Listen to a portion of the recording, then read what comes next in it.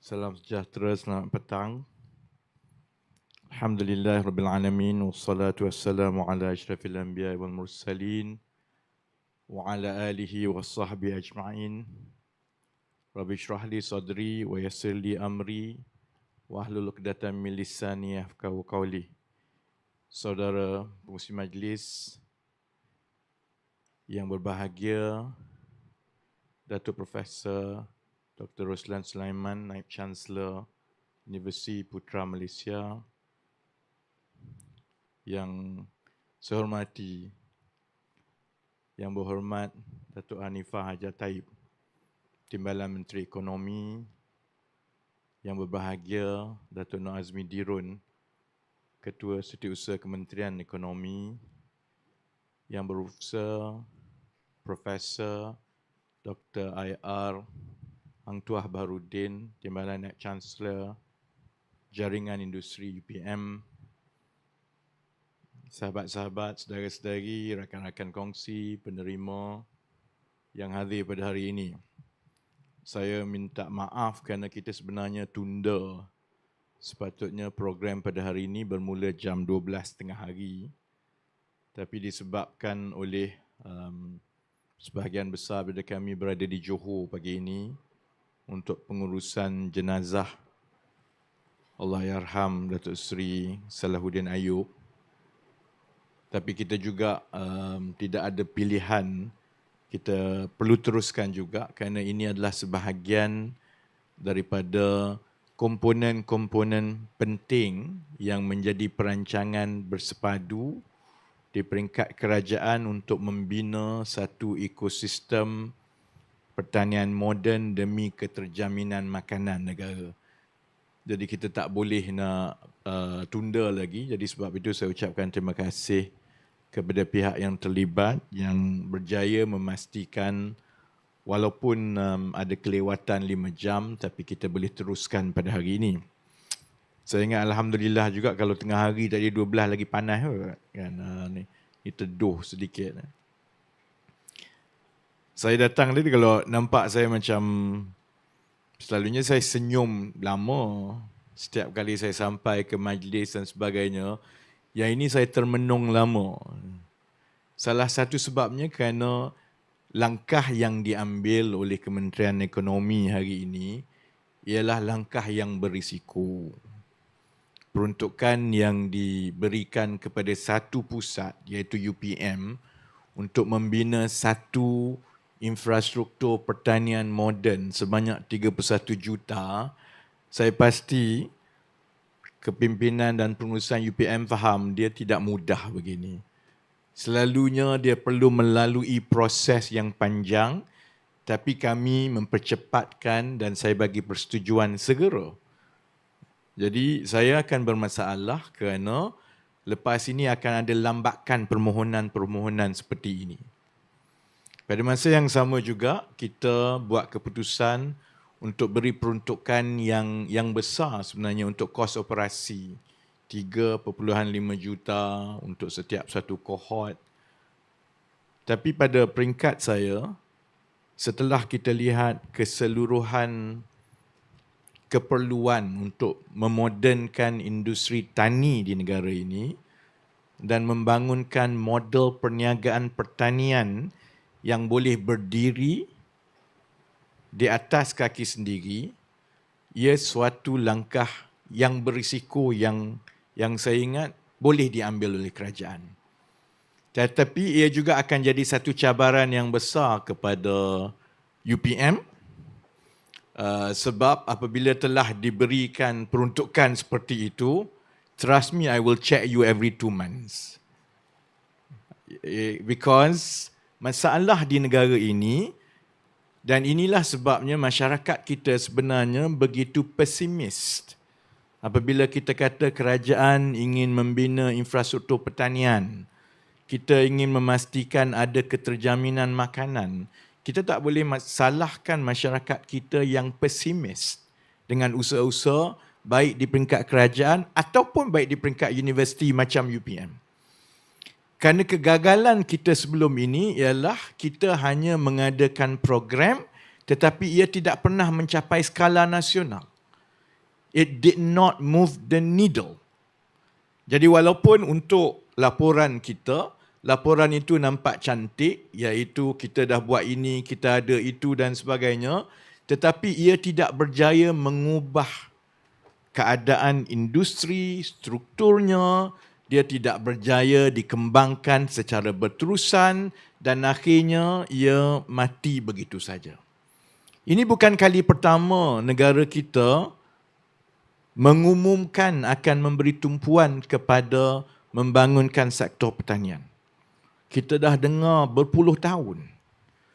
Jadi sebab itu kali ini, pendekatan kerajaan ini ialah ia tidak diserahkan semata-mata kepada satu dua kementerian atau agensi sahaja. Ia adalah satu langkah yang bersepadu oleh seberapa banyak agensi dan juga kementerian, dan salah satu yang ditumpukan oleh Kementerian Ekonomi ialah untuk membangunkan projek-projek rintis dan membina keseluruhan ekosistem model perniagaan itu. We need to get the business model right. And that takes a lot more than business as usual. Jadi saya harap sementara kita bergembira hari ini, kita akan lancar, lepas ni kita makan, lepas ni dan sebagainya, the real work actually begins after that to make sure that not only it is sustainable, not only it is economically viable, but it will have the impact of moving the needle for the country as a whole. And that's the reason kita tumpukan daripada satu komponen ke satu komponen. Melalui IPR, pertamanya kita melihat kepada cabaran-cabaran yang telah menyebabkan usaha-usaha sebelum ini gagal. Satunya ialah dari segi model perniagaan.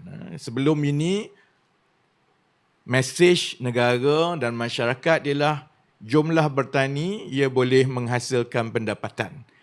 Tapi kamu pandai-pandailah sendiri bertani. Jadi akhirnya tanah yang nak menjadi usahawan tani itu kena cari sendiri.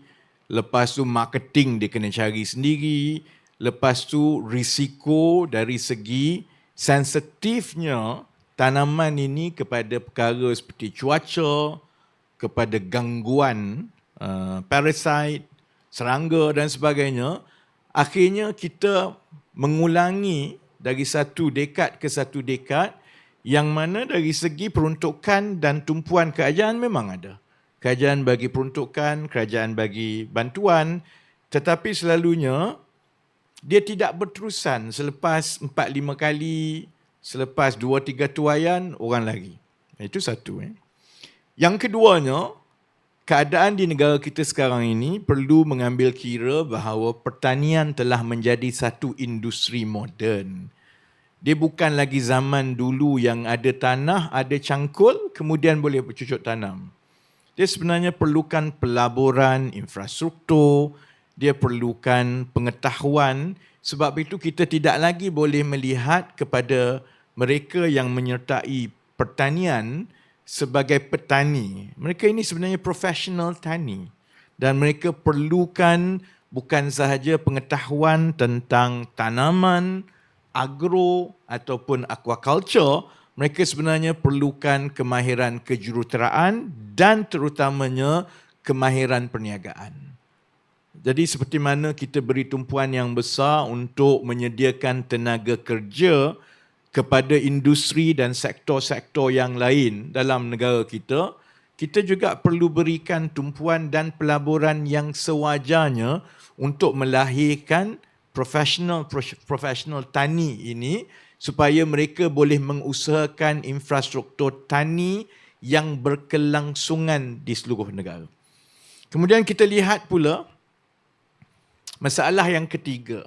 Masalah yang ketiga sebelum ini ialah soal pekerja. Apabila industri tani dilihat sebagai industri pilihan terakhir, tak dapat cari benda lain, barulah dia nak masuk dalam industri pertanian.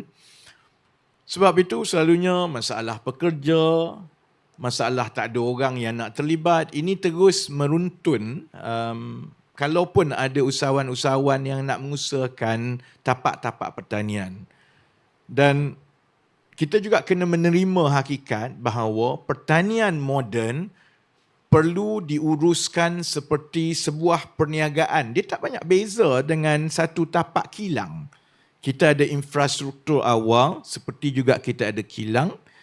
Kita akan ada pengurusan yang perlu diuruskan secara profesional, dan mereka yang terbabit di dalam operasi pertanian ini, mereka tidak ubah sebenarnya seperti bekerja di kilang-kilang elektronik.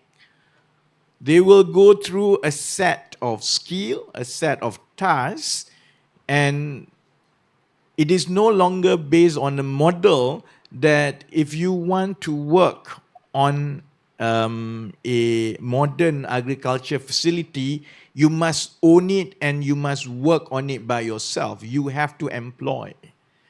Only then you will get the right number of people and you will get consistency in terms of labor supply to make sure that the business model can continue.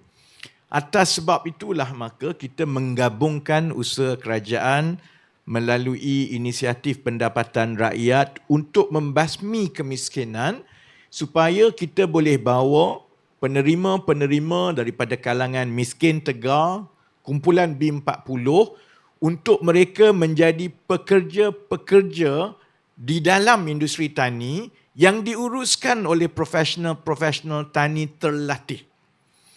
Dan ini bergantung kepada keupayaan model perniagaan itu supaya mengambil kira kitaran tuaian, because there is a cycle. Kita ada dua bahagian yang mana sebelum tuaian itu berlaku, pihak pengusaha ataupun usahawan tani perlulah memastikan ada gaji bulanan, allowance bulanan. Kemudian apabila tuaian itu berlaku, untung bersih daripada tuaian itu apabila dikongsi, maka itu memberi pendapatan purata setiap bulan yang sepadan seolah-olah mereka bekerja setiap bulan di sama ada di pejabat ataupun di kilang. Sebab itu daripada projek rintis yang pertama, kita yakin bahawa kita boleh mengusahakan infrastruktur pertanian sebegini di seluruh negara yang membolehkan secara purata pendapatan peserta-peserta setelah ditolak keuntungan kepada usahawan tani ataupun syarikat-syarikat pengusaha yang mengoperasikan fasiliti pertanian ini, setelah tolak semua kos dan untung, ia masih lagi boleh memberi keuntungan ataupun pendapatan purata bulanan kepada peserta-peserta di antara 2,000 ke 2,500 sebulan. Dan perkara kelima, sebab itu kita ada wakil daripada Nestle dan syarikat yang lain, perkara kelima, masalah yang perlu kita selesaikan ialah memastikan bahawa risiko pemasaran dan penjualan itu turut diuruskan sebagai keseluruhan perancangan projek. Dia tak boleh, contohnya, kamu ada tanah, ambil 20,000, tanamlah, juallah, ikut sukalah. Dia tak jadi macam itu. Jadi IPR yang diuruskan sekarang dan diskalakan dari satu masa ke semasa, memastikan bahawa bagi setiap projek IPR yang dibangunkan di tapak-tapak itu, ia sudah pun dipadankan dengan pembeli-pembeli ataupun off-taker untuk menguruskan risiko penjualan. Kerana kita sedia maklum, mereka yang menyertai projek-projek seperti ini, ada yang belum sampai ke peringkat boleh menguruskan perniagaan pertanian sendiri. Maka itu menjadi tugas agensi kerajaan seperti Kementerian Ekonomi memastikan bagi setiap tapak yang kita biayai, kita bawa penerima, kita padankan dengan usahawan tani profesional, sudah ada pembeli yang bersedia. Jadi itu gambaran keseluruhannya. Dan itu model yang telah dibangunkan sejak 6 bulan yang lalu. Saya boleh maklumkan bahawa kita dah sampai ke peringkat yang seterusnya. Seperti mana sebarang dasar dan juga pelaksanaan projek ia bermula dengan rangka ataupun the policy design. Kemudian daripada rangka itu, kita uji pada skala rintis terlebih dahulu di projek-projek tertentu untuk semak economicsnya bagaimana, untuk semak dari segi kemahiran, untuk semak sikap mereka yang terbabit, sama ada dia betul-betul berminat ke tidak. Dan setelah kita sudah dapat maklum balas dan juga dapatan-dapatan yang diperlukan, baru kita boleh bawa ke skala yang seterusnya. Fungsi strategik UPM dalam keseluruhan desain ini ialah kerana kita mengenal pasti kita tidak boleh bergantung sepenuhnya kepada profesional yang tidak terlatih untuk menguruskan infrastruktur dan fasiliti pertanian ini. Mereka perlu dilatih dengan baik dan bukan saja dilatih dari segi teori, mereka perlu ada latihan praktikal yang berasaskan perniagaan untuk tempoh masa yang paling kurang mengambil kira 2 kitaran. Baru dia faham, baru dia rasa, dia tahu sikap, cabaran dan sebagainya. Sebab untuk mengusahakan sesuatu projek pertanian yang berterusan, they must survive the first few cycle of learning. And that cycle of learning itu yang sebenarnya boleh menjadi begitu demotivating. Dia Allah mula-mula tanaman menjadi, tuaian seterusnya tak menjadi. A lot of it is a learning curve. And at the very least, you must go through 2 cycles of learning curve. Dan kalau mereka, usahawan-usahawan tani ini, terutamanya yang muda-muda, buat sendiri, it can burn your fingers. Because you put aside some amount of money, you think this can be done, buat. Yang pertama nampak okey, yang kedua semua mati. And then you quit. Jadi sebab itu, kita yakin bahawa dengan kehadiran COE di UPM ini, tanggungjawab nasional ini diberikan kepada UPM untuk melatih, bukan secara akademik, tapi mengeluarkan profesional usahawan tani yang betul-betul hands-on. Dia tahu macam mana nak menguruskan, telah melalui 2-3 kitaran tuaian, dia tahu pasaran, dia tahu dari segi teknikal dan teknologi, mereka mempunyai minda dan juga kekukuhan semangat untuk melalui proses ini, kerana selepas mereka selesai daripada latihan yang dibuat di COE ini, insya-Allah pada ketika itu juga 1 tahun daripada sekarang, kita mula melihat bercambahnya fasiliti pertanian moden ini di seluruh negara. Dan kita memang sudah ada pemohon-pemohon daripada kalangan B40 dan miskin tegar yang mahu terlibat, tetapi mereka perlu dibimbing dan fasiliti pertanian ini perlu diuruskan oleh profesional pertanian yang kita harap kita akan dapat daripada UPM. Jadi cuma saya harap kita akan tengok bagaimana perkembangan projek di sebelah Kementerian Ekonomi. Kita akan usahakan lebih cepat supaya tapak-tapak dan infrastruktur ini mula dibuka.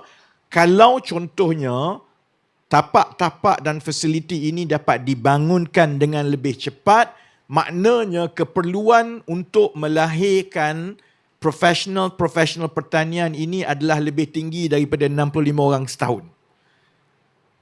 As and when the demand picks up, that means that UPM has to catch up with the demand for modern farming professionals, because we need them to man and to run all these modern facilities all over the country. Yeah? Jadi saya harap itu bagi gambaran yang mencukupi. Itu sebenarnya tujuan kita, dan itu juga saya harap bagi gambaran yang menyeluruh kepada rakan-rakan strategik kita, baik daripada kalangan syarikat-syarikat korporat yang akan menjadi off-taker, ataupun peserta-peserta yang akan menyertainya, ataupun adik-adik yang menjadi cohort ataupun batch pertama COE. Ini sebenarnya tugas adik-adik. Kalau masuk lepas tahun, kamu keluar bawa Grab, kita orang cari. So it's your job to go all over the country to run these facilities. Dan kerajaan mengambil risiko yang besar kerana kita memberi peruntukan yang besar untuk memastikan pertanian moden ini akhirnya betul-betul berlaku di Malaysia. Kalau tidak, kita bercakap sampai bila-bila. And for that, untuk tempoh 2-3 tahun pertama ni memang kita sanggup memberi peruntukan infrastruktur yang besar. Dan sebab itu juga, pada hari ini, saya boleh berkongsi dengan mereka yang hadir bahawa setelah 6 bulan, Kementerian Ekonomi telah pun berjaya melepasi fasa awal untuk 1,000 ekar yang pertama. Saya pasti kalau sahabat-sahabat yang pernah berada sama ada dekat UPM ke, daripada agensi-agensi pertanian, saudara-saudari semua tahu bahawa perkara yang paling susah ialah dapatkan tanah. Nak bercucuk tanam, kat mana tanah tak ada. Dan itu juga cabaran utama oleh usahawan-usahawan tani muda. Dia nak bertani sebenarnya, tapi tanah tak ada. Jadi yang paling banyak pun dia dapat 1 ekar, 2 ekar, dibuat di kawasan sendiri. Jadi fasa awal IPR ialah untuk Kementerian Ekonomi pergi kutip tanah. Saya ingat kutip tanah ni mudah. Rupanya tak mudah. Orang dah ada tanah, dia tak nak bagi kat kita. Tapi kita mengenal pasti bahawa dalam sistem kerajaan ataupun sektor awam, dia banyak tanah-tanah yang ada. Contohnya tanah yang telah pun dikenal pasti untuk projek-projek akan datang, tapi projek itu tak berjalan lagi. Jadi selepas kita kira-kira, sebenarnya kita yakin kita boleh terus dapatkan tanah-tanah ini untuk pembangunan infrastruktur dan fasiliti pertanian ini di seluruh Malaysia. Tanah ini selalunya diberikan baik oleh jabatan-jabatan kerajaan ataupun kerajaan negeri ataupun agensi-agensi pertanian kerajaan negeri. Lepas 6 bulan kami sudah berjaya dapatkan persetujuan dan kerjasama daripada negeri-negeri dan 1,000 ekar pertama telah pun melepasi fasa. InsyaAllah selain daripada yang telah dilancarkan di Petaling Jaya, kemudian minggu depan kita insyaAllah akan lancarkan di Putrajaya, campur dengan yang ada di bawah UPM ini, dan terus akan dilancarkan. Lancar tu sebabnya dia bukan pergi pecah tanah. Sebab saya pembangkang dulu, kalau pecah tanah saya gelak. Pecah tanah ni tak takci lah. Kalau nak buat projek ni maksudnya dia dah siap. Bila kami kata lancar, maksudnya greenhouse dan infrastruktur tu dah siap dan dah berbuah. Jadi sebab itu dia ambil masa nak lancar, setiap satu tu dia ambil dalam 3-4 bulan. Kerana kami kena bersihkan tanah, kena bina struktur, kemudian kena mula tanam. Sebab kalau tunjuk greenhouse saja, pokok tak ada pun kena gelak kat orang.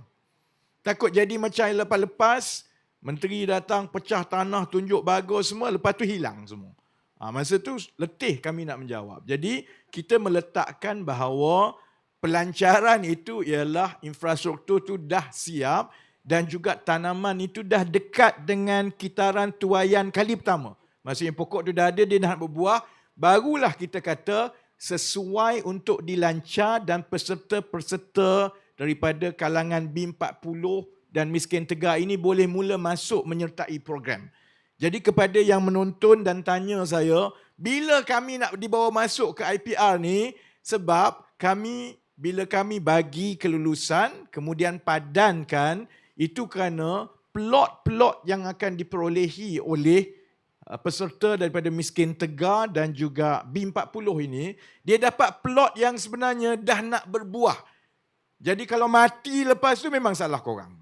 Sebab sebelum kita bagi tu, kita dah jaga semua, hampir kitaran pertama dan hampir boleh petik dah. Tapi sebab kita tahu sebelum ini, kalau kita bawa daripada awal, selalunya orang cepat putus asa. Dia rasa payah. Buat. Dia kata, saya tak nak buat lah, saya nak buat benda lain. Jadi sebab itu kita bawa peserta-peserta selalunya di peringkat yang dah 3 suku nak tuai dah. Jadi lepas ini daripada 1,000 ekar ini insya-Allah daripada 1 ke 1, dan itulah yang kita perlukan profesional daripada COE untuk mengendalikan tapak-tapak dan fasiliti pertanian ini. Dan akhir sekali, selepas kita telah melalui fasa bekerjasama dengan agensi-agensi sektor awam, Kementerian Ekonomi sekarang yakin sudah sampai masanya untuk kita meluaskan lagi. I think I need a drink. Dah.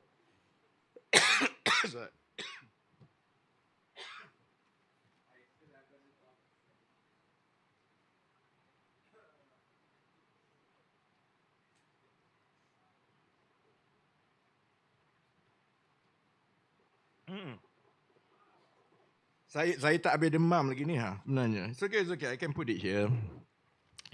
Jadi kita sampai ke fasa yang saya ingat dinanti juga oleh orang ramai. Kerana sebelum ini dia melibatkan tanah-tanah sektor awam. Kita kena kutip daripada agensi kerajaan dan lain-lain. Tetapi kita juga sedia maklum bahawa ada banyak tanah-tanah persendirian dan tanah-tanah swasta. Tanah-tanah persendirian ini banyak juga dalam bentuk tanah-tanah terbengkalai ataupun idle lands.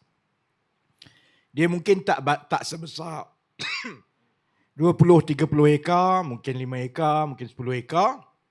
Syarikat-syarikat juga ada yang berkemahiran untuk menguruskan infrastruktur ini, tetapi mereka tak ada tanah, mereka hanya ada kemahiran.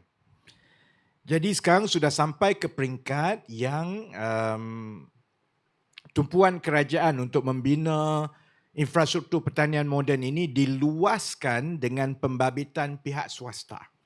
Kita tak buka terus kepada pihak swasta kerana kita nak kena uji dahulu model ini dengan agensi-agensi kerajaan. Bila Kementerian Ekonomi buat peruntukan, paling kurang kalau dengan agensi kerajaan, lebih mudah untuk kita pegang agensi kerajaan. Risiko tu lagi rendah. Kalau kita terus pergi kepada sektor swasta, ada kebimbangan pada peringkat awalnya. Kalau due diligence itu tidak dibuat dengan baik, kalau ada 2-3 yang usaha sama dengan swasta itu gagal, dia akan menimbulkan rasa sangsi tentang usaha kerajaan untuk membina infrastruktur pertanian moden ini. Jadi belum apa-apa lagi, with 1 or 2 failures, it will just kill off the whole focus. So that's why in the beginning we focus with the public sector as part of our learning curve, and after managing and planning for the first 1,000 acres, we now have the confidence to open it up to the private sector. Jadi insya-Allah Kementerian Ekonomi akan mengeluarkan dokumen RFP, request for proposal, dalam masa terdekat untuk menjemput syarikat-syarikat pertanian moden, untuk menjemput individu-individu persendirian yang mempunyai tanah. Sebab memang sejak 6-7 bulan yang lepas kami dapat banyak permohonan daripada terutamanya anak muda juga yang memang dia ada tanah 10 hektar, 15 hektar, tapi dia mungkin tidak ada kemahiran ataupun dia tidak ada modal yang mencukupi untuk mengusahakan pertanian moden. So we will go through application by application. Of course, there will be a series of conditions and rules, and also it has to be based on accountability because it's public money. But the general idea is this. It has to be an equitable partnership.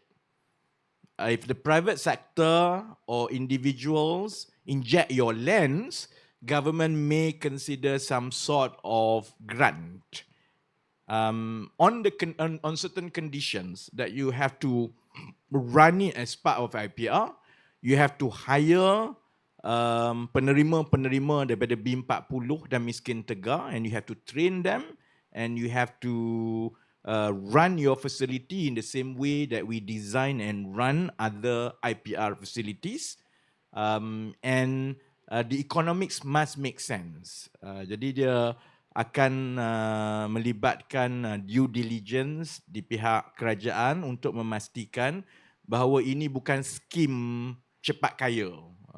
Tengok orang masuk pertanian, nak masuk juga tapi tak ada kemahiran, tak ada aset dan tidak berniat pun untuk kekal dalam pertanian itu. So I think insyaAllah our plan is to issue the RFP and to open for private sector's participation supaya kita boleh scale up daripada 1,000 ekar pertama ini. Kita akan terus tambah tanah-tanah daripada kerajaan, tapi pada masa yang sama juga kita yakin apabila pihak swasta mula terlibat dan orang persendirian mula terlibat, then we will be able to scale up the facilities all over the country much faster. And that completes our vision. And the vision is, in the next few years, you will see this kind of facilities all over the country. Small ones, big ones, kerana dia samalah seperti membuka kilang di setiap pelosok kampung di seluruh negara. Dan itu akan menyelesaikan masalah ekonomi negara yang mencabar, iaitu migrasi perpindahan, penghijrahan anak-anak muda daripada kawasan-kawasan luar bandar ke kawasan bandar yang meninggalkan ibu bapa mereka di kampung. Because dia rasa dia tak ada kerja di kampung.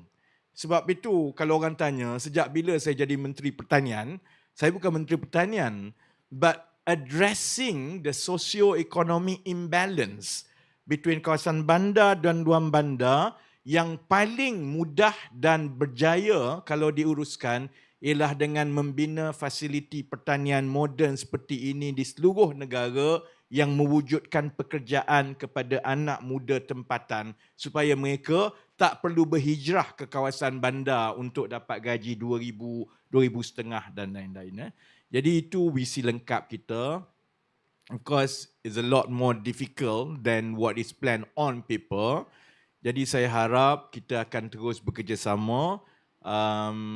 Saya ingat Profesor Arang Tuah pun, you sat down with me, Dr. Ruslan. I'm quite detailed. I will check one by one just to make sure. So insyaAllah, selalunya my team reports regularly to me on the progress, because we have to make sure the first cohorts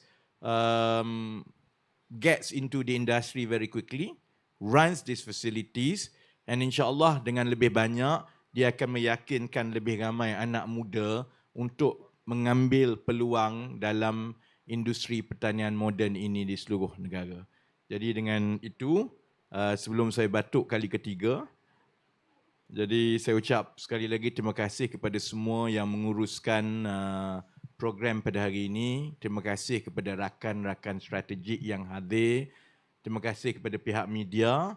Dan insyaAllah dengan lafaz Bismillahirrahmanirrahim, saya doakan supaya usaha-usaha yang dibuat di UPM ini insyaAllah akan melahirkan generasi usahawan dan profesional tani yang akan mengubah kedudukan negara kita di masa akan datang.